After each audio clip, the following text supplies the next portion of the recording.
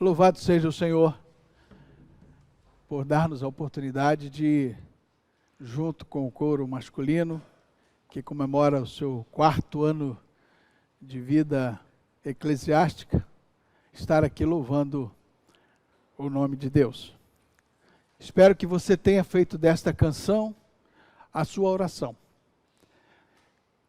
E eu quero dizer que o Espírito Santo de Deus há de revelar a você e a nós aquilo que Ele tem para cada um de nós nesta manhã. Eu quero convidar você a abrir a sua Bíblia no livro do Evangelho segundo João, no capítulo 1. Nós vamos ler do verso 19 ao verso 23. João, capítulo 1, do verso 19 ao verso 23. Eu peço que você me acompanhe nesta leitura e fique com sua Bíblia aberta, com seu iPhone, no texto, que aí você não vai se dispersar com outras mensagens. Você vai estar focado aí na leitura da palavra do Senhor.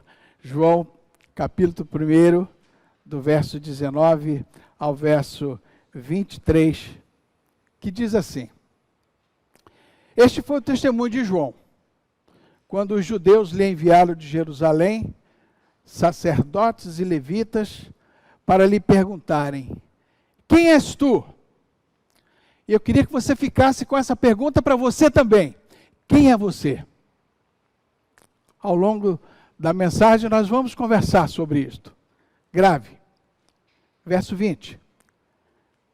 João confessou e não negou. Confessou dizendo: Eu não sou o Cristo.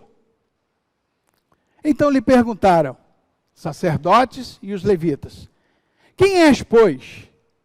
És tu Elias? E João disse: Não sou. És tu o profeta? João tornou a responder: Não. Disseram-lhe, pois: Declara-nos quem és, para que demos respostas àqueles que nos enviaram. Que dizes a respeito de ti mesmo? Então João respondeu: Eu sou a voz do que clama no deserto. Endireitai o caminho do Senhor, como disse o profeta Isaías no registro, lá no capítulo 40 do livro do profeta Isaías. Endireitai o caminho do Senhor, como disse o profeta Isaías.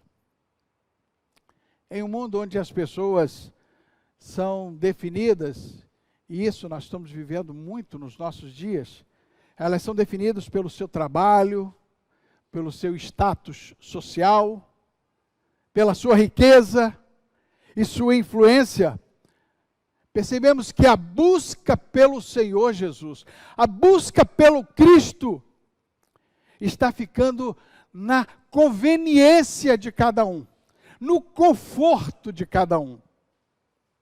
Por isso, os grupos, por isso, os modelos, por isso, os rótulos, as tribos, referências segundo as nossas conveniências. E olha que isso não é de agora. Isso é do povo antigo também. Não sei se você se lembra do registro do apóstolo Paulo lá na sua primeira carta aos Coríntios, no capítulo 1, verso 12, quando ele diz assim: olha, estou sendo informado que tem tribos aqui, tem grupos de Paulo, eu sou de Paulo, eu sou de Cefas, eu sou de Pedro, eu sou de Cristo. Embora tivessem focado na mensagem do Senhor, mas parecia Cristo dividido. Quando olhamos para esse testemunho de João, vendo o que ele responde àqueles sacerdotes e levitas que tinham segundas intenções, Quando olhamos para o povo antigo, ainda na época de Paulo, que falava que a igreja estava cheia de grupos, eu sou de Paulo, eu sou de Apolo, eu sou de Pedro, eu sou de Cristo. Percebemos que nos preocupamos muito mais em viver escravos da imagem que fazem de nós, que pensam de nós, do que escravos da imagem daquilo que verdadeiramente somos. E o que nós somos, segundo o Senhor? Raça eleita, nação santa, povo de propriedade exclusiva de Deus. Ou não somos? Veja que João, ele foi direto, ele foi sincero, ele foi claro em sua resposta, quando aqueles sacerdotes e levitas enviados pelos judeus perguntaram: quem és tu? E ele disse: eu não sou o Cristo. E aí, João estabelece a liberdade de dizer não ao rótulo, de dizer não aos modelos, que muitas vezes se impõem sobre cada um de nós, se impõem sobre a igreja de Jesus Cristo.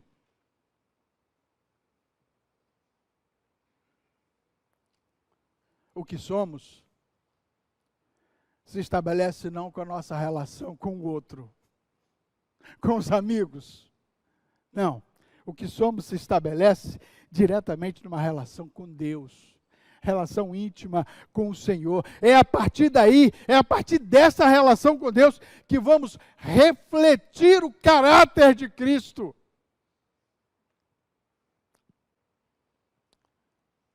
Eu posso afirmar, irmãos, que não há outra pregação mais preciosa do que a nossa vida cristã, bem vivida entre os homens, bem vivida na sociedade, testemunha de Cristo, que reflete o caráter do Senhor. Não é o faço o que eu mando e não faço o que eu faço. Não. É viver para a glória de Cristo. Paulo, lá em Gálatas, no capítulo 2, verso 20, ele faz esse registro. Já não sou eu mais quem vivo. É Cristo que vive em mim. Quando nós temos essa relação com o Senhor, quando nós temos essa intimidade com Deus, nós refletimos este caráter do Senhor Jesus. E é a partir dessa relação com Deus que perguntas tais como: qual é o meu conceito diante dos que estão fora da igreja? Ou qual é o seu conceito diante dos que estão fora da igreja? Qual é o meu conceito ou o seu conceito diante da igreja onde eu sou membro? Qual o seu conceito? Qual é o seu conceito diante dos membros da minha família? Que às vezes perto de mim, tão distante de Deus. Quantas famílias não vivem dessa forma? E pior, qual o meu ou o seu conceito diante de Deus ou diante do diabo? Tão relativizado hoje. É a partir da nossa relação com Deus que perguntas como essas, embora difíceis, mas são facilmente respondidas. E aí poderemos testemunhar, sem medo dos rótulos, sem medo dos modelos, que muitas vezes colocam-se, empunham nós, como tentaram empunhar em João, quando fizeram a pergunta. Aí ele reafirma, diante do batismo de Jesus: este é o Filho de Deus. Este é o Filho de Deus. Está lá no verso 34 desse mesmo capítulo. Um outro episódio que também marca com a resposta de uma relação com o Senhor, foi quando Jesus Cristo, o próprio Jesus, pergunta a Natanael, lá no versículo 49, Natanael, depois de tudo que você está vivendo comigo, depois de tudo que você está vendo, depois de tudo que você já viu, qual é a tua conclusão, Natanael? E ele olha para Jesus, Senhor, tu és o Cristo, o Filho de Deus. E numa outra situação, num episódio até muito triste, que foi o episódio da morte de Lázaro.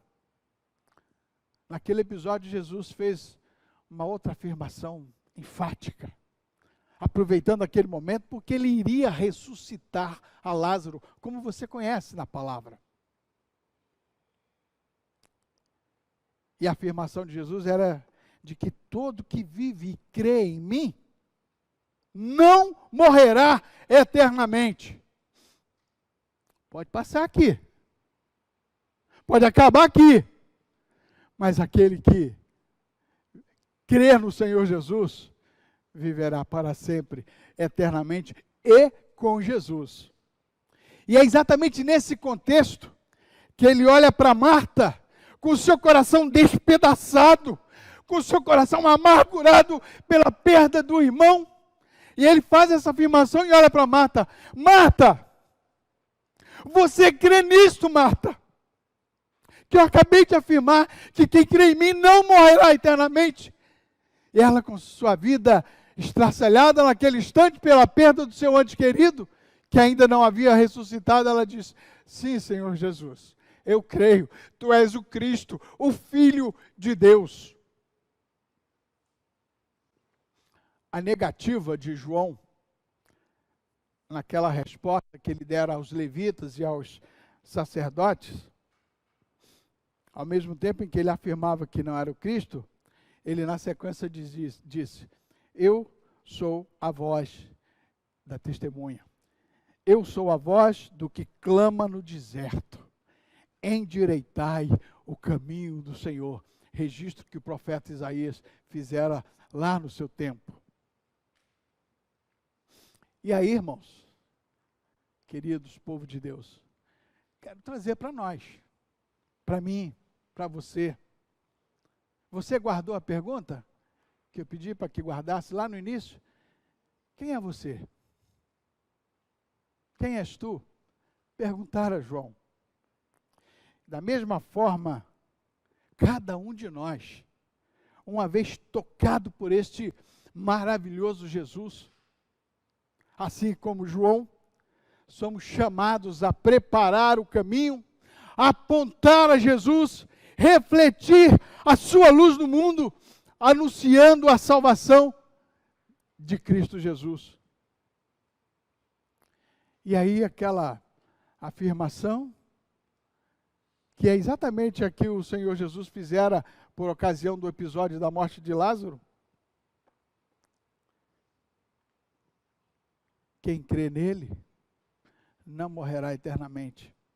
Quem aceita Jesus Cristo como seu Salvador, reconhece a soberania de Deus, reconhece o amor e a justiça de Deus, reconhece que o nosso ser, a sua vida, é reflexo da misericórdia de Deus.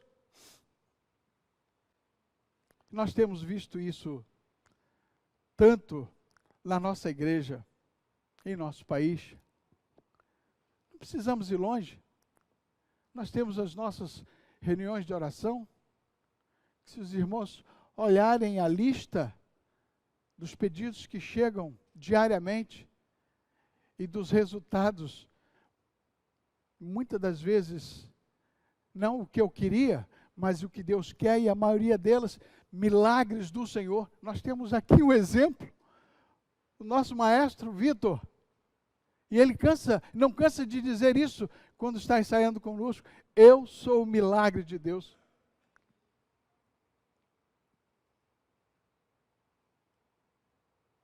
Quem é você? Raça eleita, nação santa, povo de propriedade exclusiva, ou um mero coadjuvante neste grande deserto que eu e você estamos inseridos? Quem é você? Qual o sentido da sua vida? Testemunha que recebeu vida e vida em abundância no Senhor Jesus, que prometeu-nos ser nova criatura quando assim o fizéssemos? Ou alguém como o ímpio, que a semelhança da palha que o vento dispersa, perece no seu próprio caminho? Quem é você? Que como fariseu, que vivia na sinagoga, vivia na igreja, e que falava batendo no peito, dizendo que era o tal, eu sou santo, escravo da imagem que fazia dele como um homem religioso. E aí me preocupa muito as nossas igrejas, que começam a se encher muito de amigos do Evangelho. Amigos do Evangelho não são filhos de Deus, salvos pela graça misericordiosa de Deus. Fico preocupado de termos dentro das igrejas muitos religiosos que participam até de muitas coisas na igreja, mas a sua vida de testemunho não reflete nem de longe o caráter de Cristo. Esse era o fariseu. Quem é você? É como o fariseu que vive na igreja? Ou é como o publicano, desprezível e desprezado, reconhecendo o seu estado pecaminoso, declara em sua prece: ó Deus, ser propício a mim, pecador, que careço da tua glória, careço da tua misericórdia, do teu amor, a despeito de quem eu sou.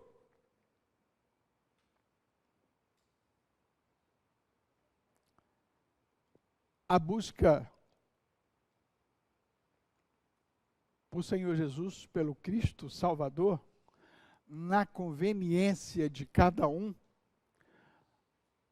no pensamento de cada um, faz-nos concentrar tanto no que os outros são, nos que os outros pensam, que acabamos vivendo escravos da imagem que fazem de nós.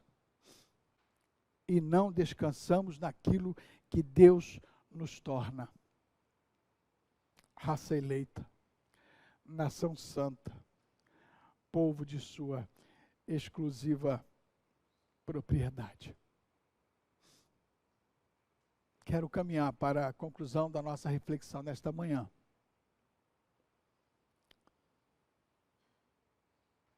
E eu não posso deixar de insistir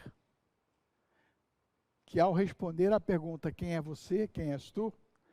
Reflita, pois, o caráter de Cristo, a partir de uma relação íntima com o Senhor. E sejamos testemunhas, não como Messias, não como Jesus, dono de todas as respostas, mas como uma voz que clama no deserto, que eu e você estamos inseridos, que precisam ouvir essa palavra que salva, que transforma, que restaura, que é a palavra do Senhor Jesus. Que voltemos para a nossa casa hoje, após esse banquete espiritual, não carregando as culpas do que você é, ou do que você tem sido, mas alcançados pela graça e pelo perdão que Deus oferece, como você orou com o coro quando cantou: Senhor, Espírito vivo de Deus, vem sobre mim, restaura, cura, transforma. E aí você vai ser essa testemunha que estará clamando nesse deserto, que tanto precisa do Senhor Jesus. Deus abençoe você, Deus abençoe a igreja, Deus abençoe o coro masculino da nossa igreja, que há 4 anos tem se colocado aos pés do Senhor para louvar e para bendizer o seu nome. Que em meio ao deserto deste mundo e na precisa visão de Deus e de si mesmos, sabendo que é incapaz, tem encontrado no Senhor prazer em estar louvando e adorando a Deus. E assim, queridos, povo de Deus, a semelhança da prece do publicano,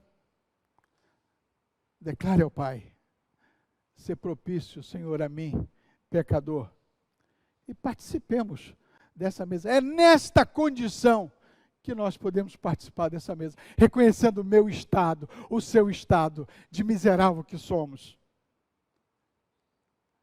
E o Senhor Jesus, Jesus Cristo ressurreto, há de lhe alcançar com perdão, com graça, com misericórdia.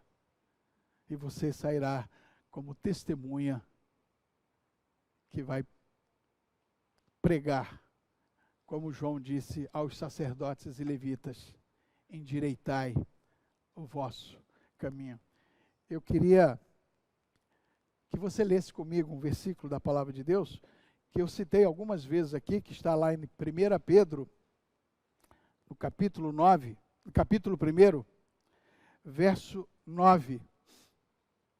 Eu queria que a igreja toda lesse em alto e bom som, e que você se sentisse abraçado por esta palavra, por esse registro que Pedro faz aqui, se colocando diante de Deus dessa forma. Vamos ler juntos? 1 Pedro, capítulo 1, versículo 9. Vamos. Vós, porém, sois raça eleita, sacerdócio real, nação santa, povo de propriedade exclusiva de Deus, a fim de proclamardes as virtudes daquele que vos chamou das trevas para a sua maravilhosa luz. Eu não vi a igreja, eu quero ouvir a igreja.